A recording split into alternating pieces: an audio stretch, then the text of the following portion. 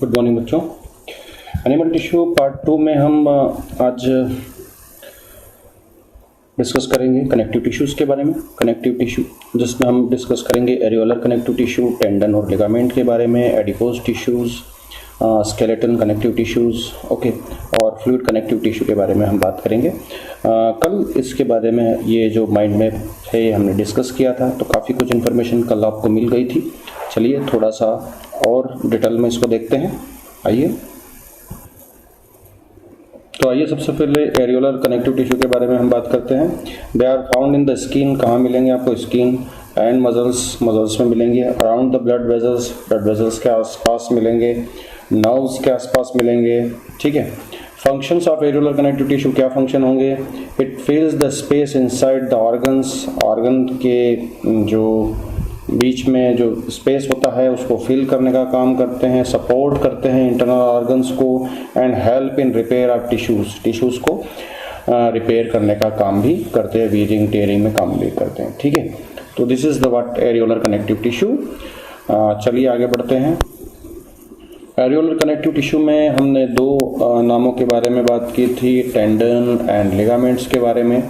तो टेंडन और लिगामेंट में क्या डिफरेंसेस है, क्या कैसे इनको डिफाइन करेंगे, कल हमने डिस्कस कर लिया था इसके बारे में। It joins muscles to bone, muscles से बोन को जोड़ने का काम करते हैं। ठीक है। It consist of white connective tissues. ठीक है, वाइट कोलेजन फाइबर होते हैं। कौन से फाइबर होते हैं? वाइट कोलेजन फाइबर काफ़ी ज़्यादा मिलेंगे यहाँ पर।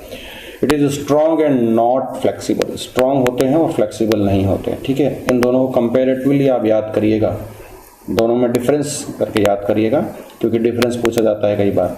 फिर लिगामेंट्स के बारे में बात करें। Joints two or more bones together. दो या दो से अधिक बोन्स को एक साथ जोड़ने का काम करते हैं। बोन टू बोन है ये। क्या है? Bone to bone.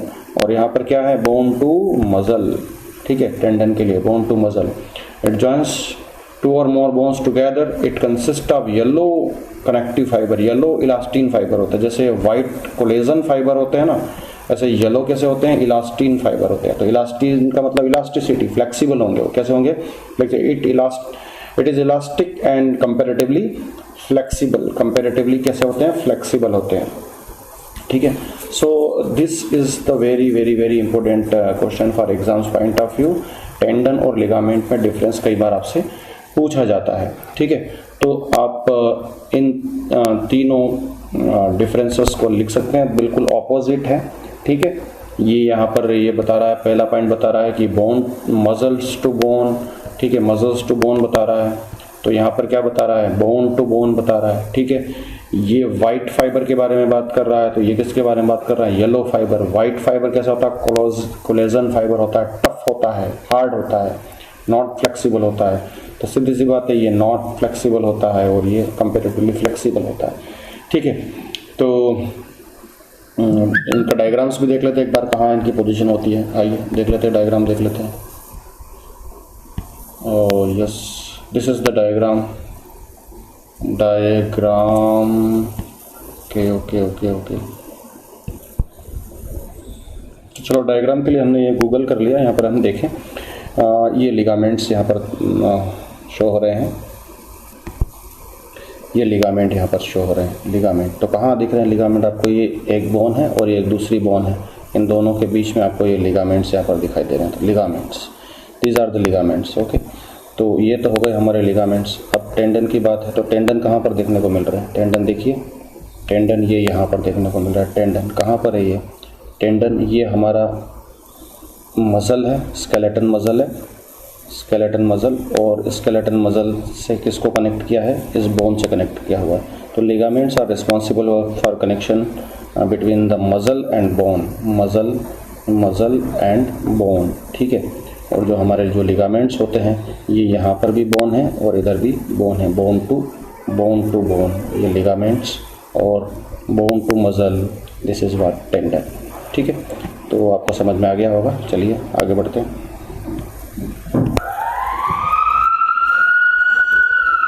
तो नेक्स्ट हमारे एडिपोज टिश्यूज़ हैं। एडिपोज टिश्यूज़ के बारे में हम बात कर लें। प्रेजेंट बिलो अवर स्किन, हमारे स्किन के नीचे मैंने कहा था आपको कि इसकी 3 लेयर्स होती है।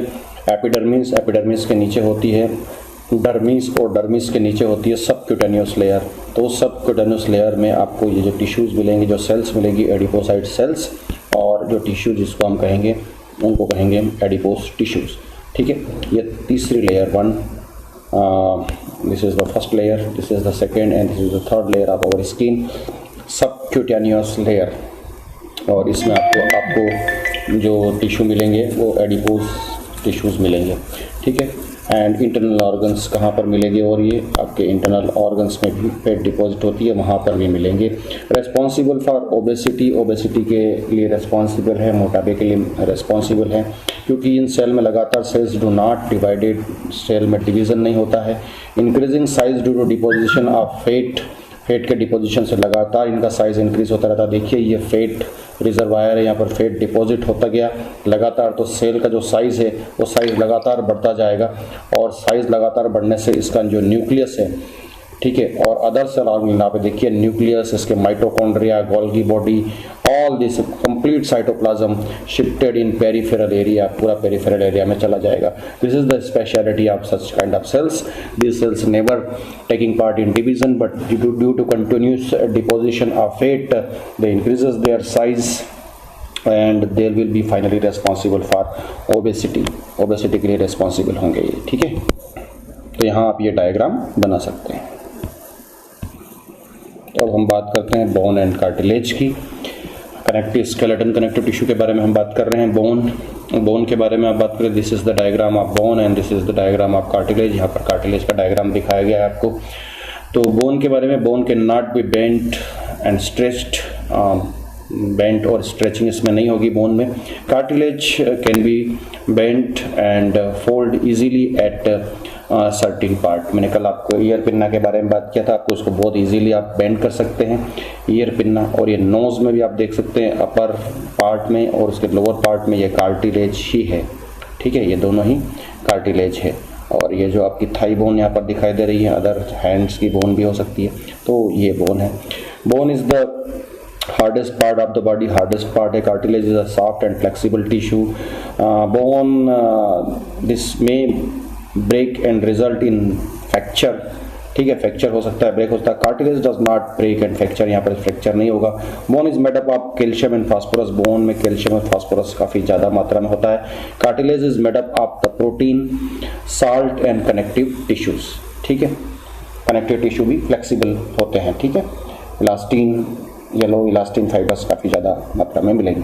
अब बोन के बारे में एक और ख़ास बात कर लें कि बोन जो होती है उसके अंदर बोन मैरो होता है, जैसे कि थाई बोन का डायग्राम दिया हुआ है, यहाँ पर बोन मैरो है। तो इस बोन मैरो में यहाँ पर दो तरीके की बोन मैरो होती है, red bone marrow and yellow bone marrow. ठीक है, तो रेड बोन मैरो जो होता है उससे रेड ब्लड सेल्स का फॉर्मेशन होता है। प्रोसेस को बोलते हैं हीमोपोएसिस, हीमोपोएटिक या स्टेम सेल्स जो होती है, these cells will take part in process of hemopoiesis, और hemopoiesis के थ्रू यहाँ पर रेड ब्लड सेल्स का फॉर्मेशन होता है from the red bone marrow, और साथ में ब्लड प्लेटलेट्स का भी फॉर्मेशन रेड बोन मैरो से ही होता है। लेकिन येलो बोन मैरो से वाइट ब्लड सेल्स का फॉर्मेशन होता है। White blood cells are formed by the yellow bone marrow, but such kind of bone marrow is not present in cartilage. Cartilage में आपको बोन मैरो नहीं देखने को मिलेगा। ठीक है, this is also big difference between them. ठीक है, चलिए ये डायग्राम्स बनाइएगा, डिफरेंस लिखिएगा। अब हम आते हैं ब्लड वेस्कुलर टिश्यूज़ पर। ब्लड वेस्कुलर टिश्यूज़, इसके बारे में हम बात करें तो ब्लड वेस्कुलर टिश्यूज़ कंपोजिशन देखें यहाँ पर, तो इसमें तीन चीज़ें होगी। प्लाज्मा होगा, वाइट ब्लड सेल्स होगी, रेड ब्लड सेल्स होगी। ठीक है, और भी होता है, प्लेटलेट्स होती है ना, प्लेटलेट्स होती है। So these are the components present inside the blood vascular connective tissue. ठीक है, प्लाज्मा 55% प्लाज्मा होगा, the fluid part is called as plasma. लेकिन जो सेलुलर पार्ट होता है उसको हम बोलते हैं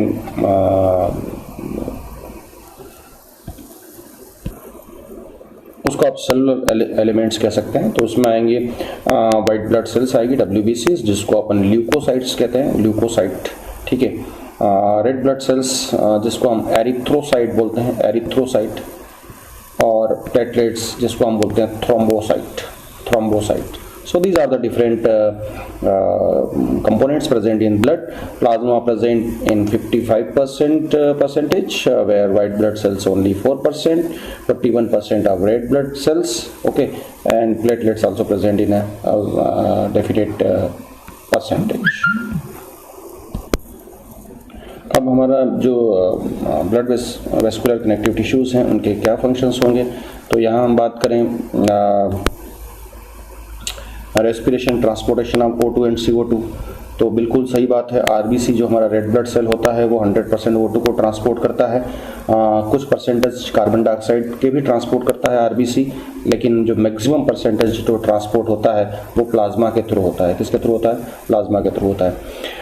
nutrient transportation of ingested nutrient, तो न्यूट्रिएंट ट्रांसपोर्टेशन का काम भी कौन करता है? हमारा प्लाज्मा ही करता है, ठीक है, प्लाज्मा ही करता है। ट्रांसपोर्ट ऑफ वेस्ट प्रोडक्ट को ट्रांसपोर्ट कौन करता है? प्लाज्मा ही करता है। Transport of heat for heating and cooling, तो डेफिनेटली यहाँ पर भी प्लाज्मा ही काम करता है ये, ठीक है। एसिड बेस बैलेंस कौन बनाता है? प्लाज्मा ही बनाता है। वाटर बैलेंस कौन बनाता है? प्लाज्मा ही बनाता है। थर्मो रेगुलेशन यानी कि हमारा टेम्परेचर का मेंटेन करना भी प्लाज्मा। इम्यूनिटी, तो इम्यूनिटी का मतलब यहाँ पर आ गया WBCs, कौन काम करता है? हमारी इम्यूनिटी से रिलेशन किसका है? WBCs। WBCs are responsible for different kind of proteins which we can say antibodies. उन एंटीबॉडीज का फॉर्मेशन करता है WBCs, और उन एंटीबॉडीज के कारण ही हमारी इम्यूनिटी होती है, ठीक है। ट्रांसपोर्ट ऑफ हार्मोन्स को ट्रांसपोर्ट करना, signals, vitamins and trace elements, तो बिल्कुल जितना भी ट्रांसपोर्टेशन का काम करता है वो प्लाज्मा करता है। तो अगला जो है हीमो कोएगुलेशन, यानी कि ब्लड कोएगुलेशन की बात कर रहा है। ब्लड कोएगुलेशन कौन करता है? ये हमारे ब्लड प्लेटलेट्स करते हैं। तो आपको यहाँ पर डिफरेंट कंपोनेंट्स और उनके फंक्शंस बिल्कुल साथ साथ में समझ में आ गए हैं। चलिए आगे और थोड़ा डिस्कस कर लेते हैं।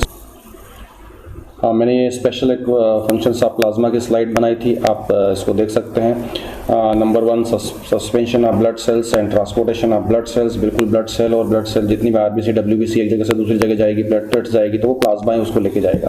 कैरीज मेटाबॉलिक वेस्ट न्यूट्रिएंट्स, जितना भी मेटाबॉलिक वेस्ट न्यूट्रिएंट जो भी ट्रांसपोर्ट करने का काम करता है, यूरिया, यूरिक एसिड वगैरह, ये सब के सब प्लाज्मा ही करता है। सर्कुलेट हार्मोन को सर्कुलेट करेगा, जो भी एंडोक्राइन ग्लैंड से जितने भी हार्मोन्स सिक्रेट होते हैं अपने टारगेट आर्गन तक जाएंगे, बिल्कुल प्लाज्मा के थ्रू ही जाएंगे। Maintain water contain in body temperature वगैरह सब, आपकी ब्लड के अंदर वाटर का परसेंटेज मेंटेन करना, बॉडी टेम्परेचर मेंटेन करना, बॉडी pH मेंटेन करना, सब कुछ प्लाज्मा ही करता है। Maintain acid base balance of blood body, बिल्कुल सब कुछ प्लाज्मा करता है, हम पहले डिस्कस कर चुके हैं। ओके, ब्लड सेल के बारे में बात कर लेते हैं। रेड ब्लड सेल्स जिनको एरिथ्रोसाइट के नाम से जाना जाता है, एरिथ्रोसाइट्स, अपीयरेंस रेड कलर की होगी ये। Transport of O2 from lungs to the different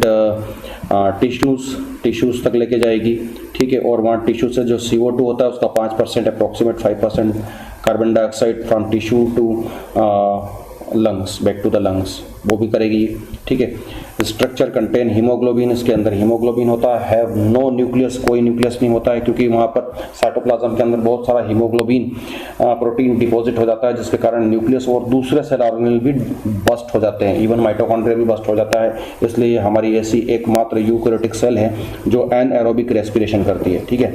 cells are small and flexible, cells कैसी होगी? स्मॉल एंड फ्लेक्सिबल होगी, ठीक है। वाइट ब्लड सेल्स के बारे में बात करें, जिसको हम फेगोसाइट भी बोला है यहाँ पर, फेगोसाइट बिल्कुल फेगोसाइटिक नेचर होता है इनका, लेकिन जनरली हम ल्यूकोसाइट बोलते हैं, ल्यूकोसाइट। और इसमें इनका फेगोसाइटिक नेचर होता है, यानी कि किसी भी बैक्टीरिया या जो पैथोजन होता है उसको अपने अंदर इंजेस्ट कर लेते हैं और उसको किल कर देते हैं, ठीक है। तो ये क्या करते हैं? Remove micro organisms that invade the body and might cause infection by engulfing them, उनको इनगल्फ कर लेते हैं, यानी उनको अपने अंदर ले लेते हैं, ठीक है, खा लेते हैं उनको और उसको ख़त्म कर देते हैं ये, ठीक है। इसके बाद हम बात करें कैसा शेप होता है? इरेगुलर शेप होता है। एंजाइम्स इन साइटोप्लाज्म में एंजाइम्स होते हैं जो डाइजेस्ट करते हैं, माइक्रो ऑर्गेनिजम्स को डाइजेस्ट करने का काम करते हैं। One इनगल्फ्ड sensitive sales, surface membrane, ठीक है। तो सेंसिटिव सरफेस मेम्ब्रेन होती है, जैसे आपने अमीबा के बारे में सुना होगा, सुडोपोडिया, लाइक ऐसा सुडोपोडिया इसमें भी बन जाते हैं। ये बैक्टीरिया या जो भी पैथोजन होता है उसको इनगल्फ कर लेते हैं अपने अंदर और फाइनली उसको डाइजेस्ट कर देते हैं, ठीक है। वाइट ब्लड सेल का जो दूसरा एक और टाइप है लिम्फोसाइट, ठीक है, लिम्फोसाइट। तो चलिए पहले फेगोसाइट के बारे में बात कर रहे थे, अभी लिम्फोसाइट उन्होंने एक और दिया है, तो इसके बारे में बात करते हैं। प्रोड्यूस एंटीबॉडीज़, ये एंटीबॉडीज़ का प्रोडक्शन करता है, डिफेंस अगेंस्ट डिसीज़, जो आपकी बॉडी में जो एंटीबॉडीज़ का प्रोडक्शन होता है, ठीक है। मतलब आपका इम्यून सिस्टम जो बनता है वो इन्हीं सेल्स के थ्रू बनता है। Large nucleus contains many copies of genes for antibodies production, genes होते हैं इनके पास एंटीबॉडी प्रोडक्शन के लिए, ठीक है। न्यूक्लियस काफ़ी बड़ा दिखाई देगा यहाँ पर आपको। प्लेटलेट्स के बारे में बात करें, इन्वॉल्व इन ब्लड क्लॉटिंग, जो प्लेटलेट्स होते हैं कोई न्यूक्लियस वगैरह इनके पास में नहीं होता है, ठीक है। प्लेटलेट्स जो होते हैं ये जब हमें इंजरी होती है, हमारी ब्लड वेसल्स टूटती हैं तो प्लेटलेट्स निकल के बाहर आ जाते हैं और एयर की प्रेजेंस में ये उस इंजर्ड जगह पर क्लॉट बना देते हैं, जिससे ब्लड की क्लॉटिंग हो जाती है और ब्लड जो होता है वो ब्लीडिंग की प्रोसेस बंद हो जाती है, ठीक है। वाइट ब्लड सेल्स के डिफरेंट टाइप्स भी आप यहाँ देख सकते हैं। वाइट ब्लड सेल्स को हम बेसिकली दो पार्ट में क्लासिफाइड कर सकते हैं, ए ग्रेन्युलोसाइट्स और ग्रेन्युलोसाइट। यदि इनके साइटोप्लाज्म के अंदर ग्रेन्युलेटेड साइटोप्लाज्म हो तो उनको हम ग्रेन्युलेटेड साइटोप्लाज्म के ग्रेन्युलोसाइट्स कहेंगे, और यदि उसमें सिंपल तरीके का साइटोप्लाज्म है तो उसको ए ग्रेन्युलोसाइट कहेंगे, ठीक है। अब यहाँ पर ग्रेन्युलोसाइट और ए ग्रेन्युलोसाइट के फर्दर टाइप्स भी हैं। कौन कौन से टाइप्स हैं? जैसे ग्रेन्युलोसाइट्स में बात करें हम तो ग्रेन्युलोसाइट्स में ये तीन टाइप्स दिए गए हैं, ठीक है। एक को हम बोलेंगे इओसिनोफिल्स, इओसिनोफिल, ये जिसका न्यूक्लियस हॉर्स शू शेप देखने को मिलेगा आपको, इओसिनोफिल्स। ये 2 से 4% होते हैं हमारे ब्लड में, ठीक है, यानी कि आरबीसी का 2 से 4% है ये, ठीक है, टोटल आरबीसी का 2 से 4%, इओसिनोफिल। फिर दूसरा हो गया बेसोफिल्स, ठीक है, बेसोफिल, जिसमें आपको एस शेप न्यूक्लियस देखने को मिल सकता है, एस शेप न्यूक्लियस देखने को मिल सकता है, ठीक है, बेसोफिल। और तीसरा जो है वो न्यूट्रोफिल है। तीसरा क्या है? न्यूट्रोफिल, जो सबसे ज़्यादा परसेंटेज है आरबीसी का, देखिए 60 to 70% है, ठीक है।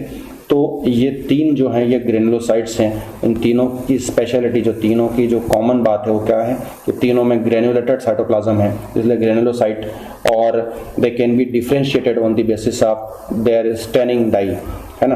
अगर एसिडिक डाई से कलर हो जाता है तो उसको हम एसिडोफिल या इओसिनोफिल बोलेंगे। इओसिन होती है वो डाई, उसका डाई का नाम है इओसिन, वो एसिडिक डाई है, तो उससे ये स्टैंड हो जाता है। जब इसको हम देखना चाहें तो ये कलर्ड हो जाएगा, तो इसको हम एसिडोफिल कहेंगे।